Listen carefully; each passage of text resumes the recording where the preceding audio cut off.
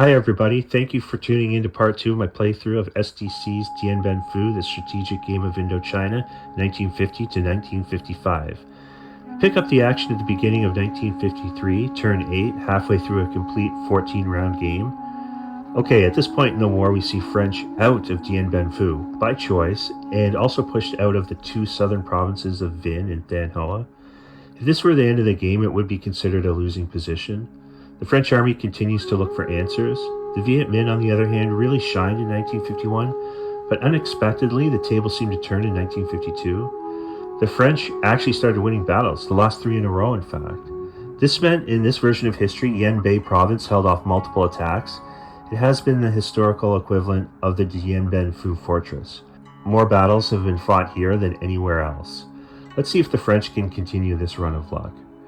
French planners present Colonel de Castries with 4 options to usher in 1953.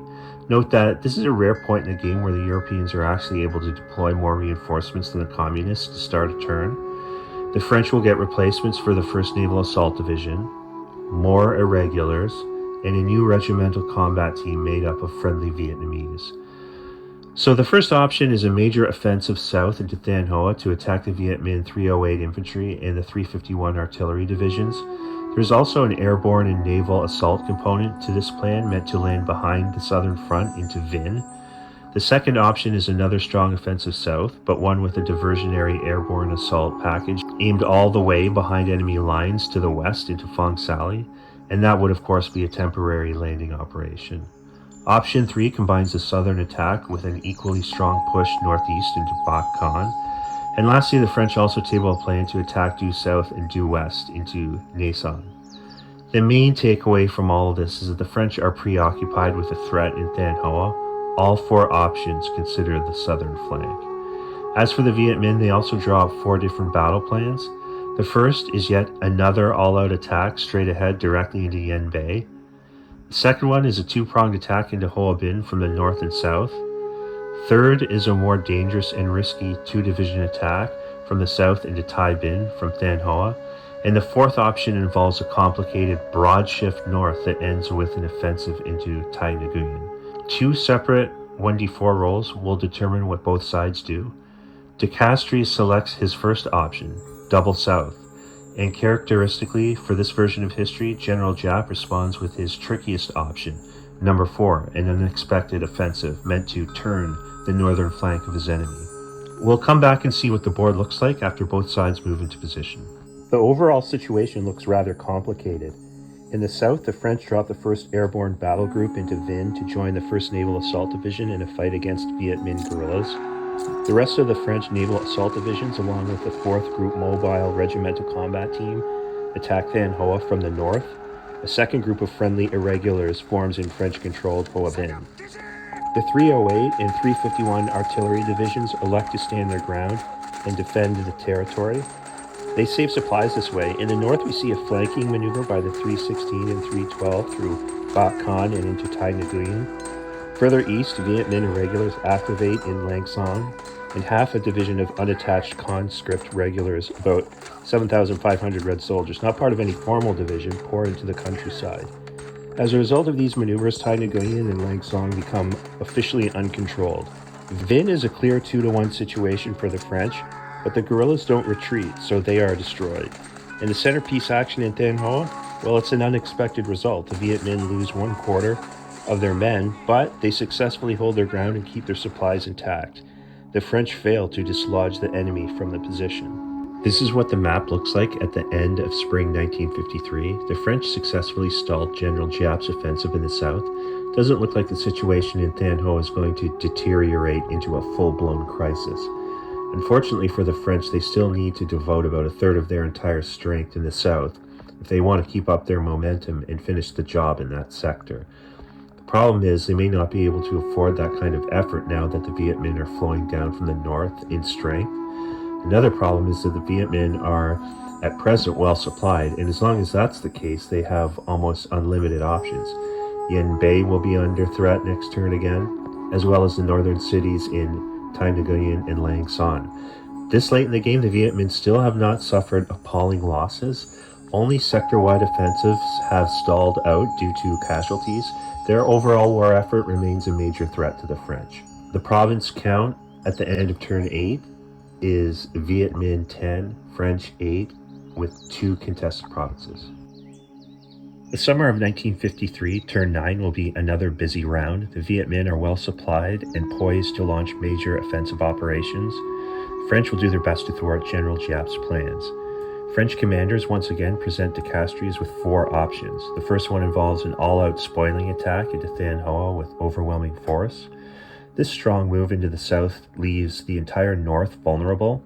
Still, the point of this strategy is to simply deal with individual threats in turn, perhaps temporarily trade ground in one area to then be able to decisively smash and destroy in another. Either way, this plan views Thanh Hoa as the priority. The second option is a variant of the first. It's still a powerful move against Thanh Hoa, but one with slightly less force committed so as to allow for greater defensive protection in Yen Bay. Option 3 is more passive in the south, however it does allow for both a probing attack into Sam Nua and much greater defensive strength in Tai Nguyen. Finally, option 4 is the least risky. It's a static, relatively even, well-balanced defensive posture across the board. Opposite to this, the Viet Minh consider the following. A broad offensive everywhere at 1-to-1 odds to attrit the French generally. B, a major attack into Yen Bay with a minor attack into Lang Son while the south holds its ground. C, an all-out attack against Tai Nguyen City while the south holds its position.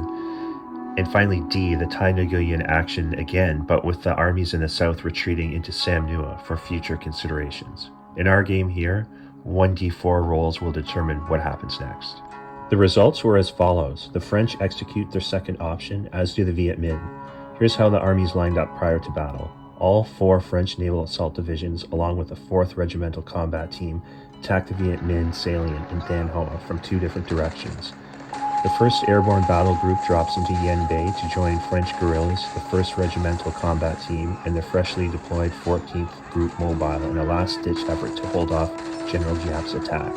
He's bringing in his 320, the 316, and the 312 infantry divisions, and finally an entire division's worth of unattached regulars lay siege to Lang Son City, defended by the beleaguered 3rd Group Mobile. This is what the map looks like after the summer turn of 1953. Notice the difference? I don't blame you. So this was rather unexpected again. Despite there being 3 large battles this round, the front lines remained frozen. The Viet Minh conscripts couldn't make any progress against the 3rd Group Mobile in Lang Son. They merely used up their supplies in a failed siege. The provisional defensive arrangement in Yen Bay of the French held off yet another attack, and in the south we notice one difference that may actually turn out to be fairly significant moving forward. The Viet Minh held Thanh Hoa, but for a cost. The other half of the 308th Infantry was destroyed in the battle. Looks like General Giap will have to work extra hard to extract the 351st Artillery from what now looks like a precarious position. It's worth noting that from now on until the end of the game, if either side takes losses, those losses will be permanent. All the replacement slots are used up. One gets the feeling the tables might be starting to turn here. If only the Viet Minh could have taken Lang Son or forced the French to retreat from Yen Bay, the game may have broken wide open in their favor. Now they just cannot get the right results on the combat matrix, and it's been that way for several rounds in a row now. The Viet Minh hold 10 provinces, the French have 8, while 2 provinces remain contested. On to turn 10. The fall and winter of 1953 is different from the previous turn in that either side has a fairly good idea of what the other is about to try. For the Viet Minh, the obvious move is to save the 351 Artillery Division in Thanh Hoa from being overrun and destroyed at 3-to-1 odds. There's only one way to do this, and General Giap will almost have to bend over backwards to do it. We will say in this version of history, Ho Chi Minh intervenes and overrules any other considerations. Historically, the 351 Artillery played an integral role in the capture of Dien Bien Phu. They even say it was one of the greatest logistical feats in modern warfare for that type of unit to deploy and fight where it did, having to haul artillery pieces and mortars through hundreds of miles of trackless mountain forest using mules and guys pulling on ropes to drag heavy equipment forward, always under the threat of being bombed from the air. Even though it has not been as effective in this version of history, the Reds aren't willing to sacrifice it for some other greater good. And so here's what the Viet Minh came up with. They activate new guerrillas in Thanh Hoa to narrow the odds and cover the 351's fighting retreat into Laos. The brand new 325 Division rushes south, well back of the front to cover the Sam Nua province from the rear. The 304 likewise shifts south to preempt any attack from the French meant to cut off the Vietnamese retreat. At the opposite end of the country, as a diversion, General Giap orders another attack into Lang Song City using the newly replaced 308 Half Division and a division's worth of unattached regulars. The French are able to anticipate much of this plan, so they come up with the following as a counter. First, they deploy a 2nd Airborne Assault Division into Hongdae as a precaution, and they rush the newly deployed Group Mobile 21 right into Lang Song City, where they expect yet another attack. Group Mobile 1, along with the 2nd Colonial Regulars, hit Nha Son, while further south, the Foreign Legion and an allied regiment of Vietnamese attack Sam Nua. Both of these actions are meant to spoil any support for retreating Viet Minh out of Thanh Hoa. And finally, the French call on all their naval assault divisions with the 4th Group Mobile and the 1st Airborne to end the communist occupation of Thanh Hoa province. There will be battles in Lang Song City, Nha Son province, Sam Nua, and Thanh Hoa provinces. Here's how everything played out. In Thanh Hoa, the French have 2-to-1 odds, so the 351 must retreat without its supplies. The newly formed Viet Minh guerrillas in the province are destroyed. In Sam Nua, the Viet Minh have the French at 2-to-1 odds, so the Foreign Legion and the Vietnamese allies are thrown back into Hoi Duan. In Nha Son, there's a 1-to-1 battle between the 320 and the 2 attacking French units. The French do take Nha Son, but they lose the 2nd Colonial Regulars. So let's say these were Senegalese troops that can't be replaced. That formation is lost forever. In Lang Song City, the Viet Minh assault is another fiasco. This time, half of the 308 infantry is lost for no gain. This is what the board looks like after the combat round. The French have flipped the score. Now they hold 10 provinces, the Viet Minh hold 8, with 2 more contested. This is a winning position for the French, although it's a tenuous one. If they work hard from this point and get lucky, they might be able to hold Nha Son City. Holding the countryside would be an entirely different story. The French already seem to be at the extreme limit of what they can reasonably be expected to control. We might see a purely defensive posture from the French from this point forward. It would make sense, after all, holding on to a lead. Let the Viet Minh shoulder the burden of attack. As for the communists, they need to secure the Nha Son countryside next turn, minimum, and save supplies for a season or two, so their northern front might move again. This is where they have effectively lost the game thus far. A few seasons ago, it seemed like they were 1 or 2 victories away from having the French collapse all the way back to the De Lettres line. Now the outcome of the whole war is uncertain. This is largely due to the ineffective, disastrous Lang Song offensive. If you look at the left of the map, you can also see that political support for this war is starting to crumble. Both sides are starting to take permanent losses with no new replacements in sight beyond losses already accounted for. Spring 1954, turn 11. There are only a couple of variables to resolve before you get right down to the action. The French are limited this turn due to strategic considerations. They are winning late in the game, so there's no need to attack or to take more unnecessary risks. They drop the 2nd Airborne into Thai Nguyen City. They move 3 naval assault divisions south to cover Vinh Province. The only offensive move they need to make is with their Foreign Legion and Viet allies from Hoi Duan into the Nha Son countryside to cover the 1st Regimental Combat Group's retreat into Nha Son City. That's all. The only other question that needs to be resolved is where are they going to drop their 2nd Group Mobile replacements? A die roll will have to determine whether it's going to be Yen Bay Province or Thai Nguyen City. A Viet Minh attack could hit either one this season. Speaking of the Viet Minh, they will likewise be limited this turn, mainly due to supply depletion. The 304 and 325 divisions are headed back north to retake the Nha Son countryside. They are prepared to face down anything that tries to impede their redeployment. And in the extreme north, the Viet Minh acknowledge that the French might well guess their intentions. A die roll on the red side will in fact determine where the next attack falls, Thai Nguyen City or Yen Bay. After a couple of rolls, we see the 2nd Group Mobile replacements drop into Yen Bay, and we see the Viet Minh attack Thai Nguyen City. The 312 and 316 infantry divisions have fresh supplies and are thus rushed into action. The combat results were as follows. In Nha Son, the 325 infantry runs the 1st Group Mobile into the city.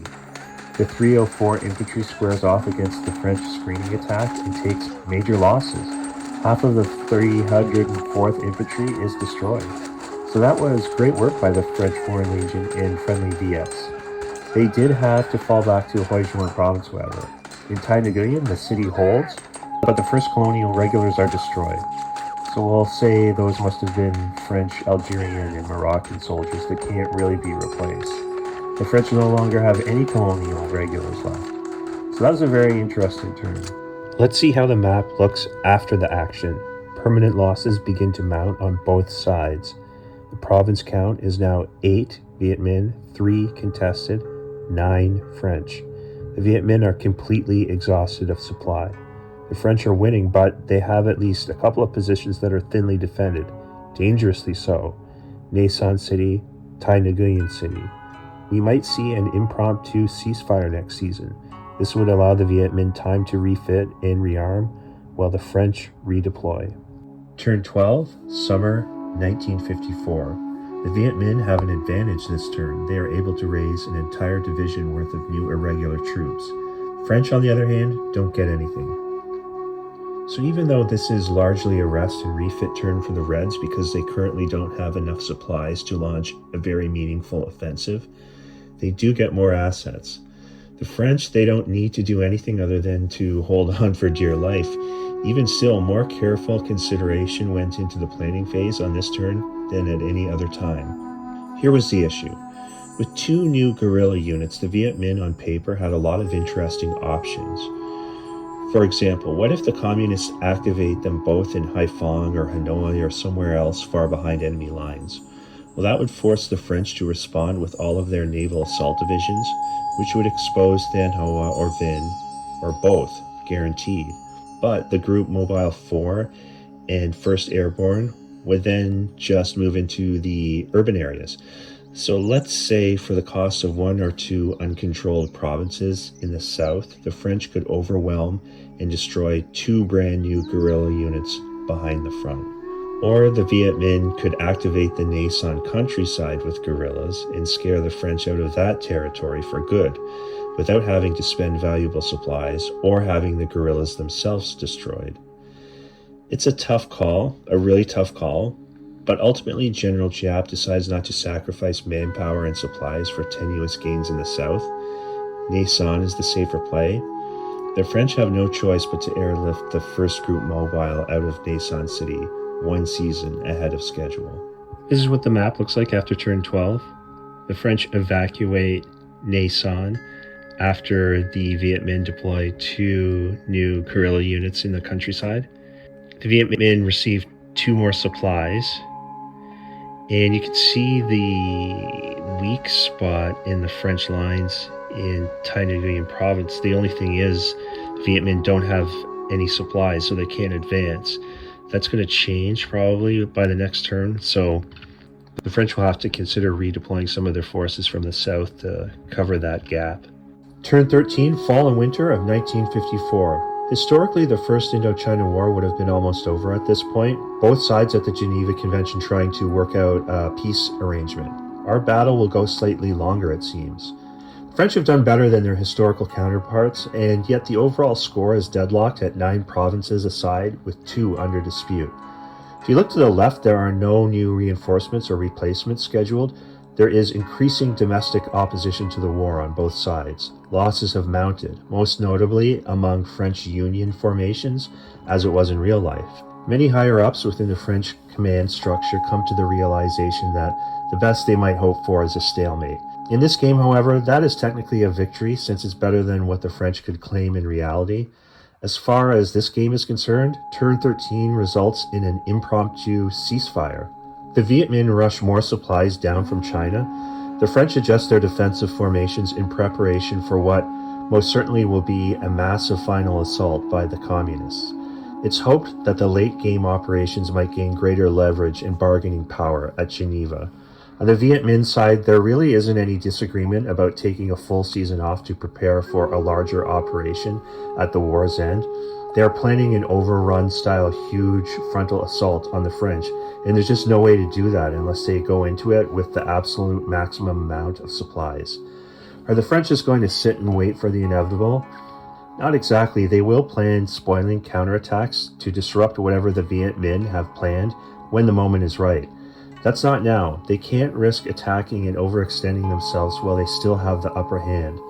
The 1-to-1 combat resolution matrix has 6 good squares for defenders and only 5 good squares for attackers. And the French are prepared to play that odds game. So turn 13 passes without combat, and we move to the final game-deciding battle on the final turn.